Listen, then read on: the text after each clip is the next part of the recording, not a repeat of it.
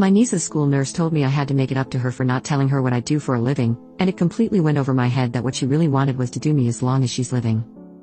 I, 29F, was supposed to pick up my niece, Sophie, 7F, from elementary school and spend a day with her. It was all mentioned before to the school and I've picked her up a few times before.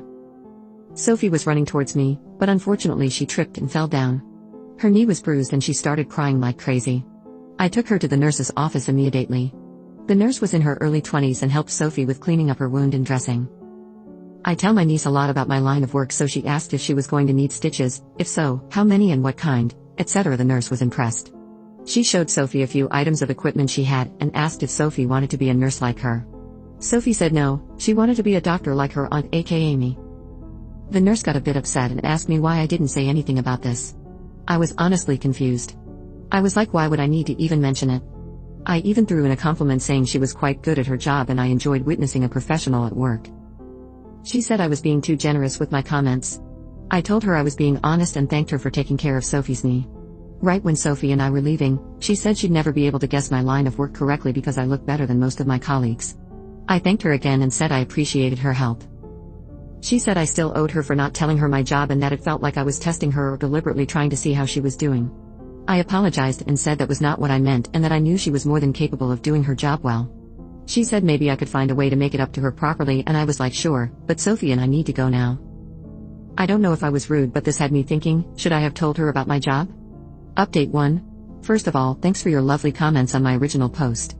I appreciate every single one, and I would like to thank everyone who took the time to give their input on the situation. As you could see in the original post, I was absolutely clueless during the whole interaction and missed the flirting part altogether. So I took your advice, asked my sister to let me babysit Sophia again and picked her up from school. Around 10 minutes before school was over, I went to the nurse's office with a bouquet of flowers and thanked the nurse for taking care of niece's knee and asked her if I had the opportunity to make up for my rudeness from the last visit. Thankfully, she agreed. We went on a date last night. It included a late evening walk by the beach and dinner. By the end of the night I showed her the post and I think it is safe to say she was as amused as every single one of the commenters and she can barely stop teasing me about it. So overall, thank you so much for your comments and help. Update 2. Hi, I've been busy and I only checked my account today. Yes, we are still together and everything's going smoothly. Sophia loves it and she joins in on everyone teasing me for this incident and others. New Ida post, December 20th, 2023, 8 months from OG post. I, 30F, have been dating my girlfriend, 25F, I'll be referring to her as Alexandra, for the past 7 months. It actually was a whole thing back then, I even posted about it. She has the tradition of spending the holiday season with her family members, and she has done so for almost every single year.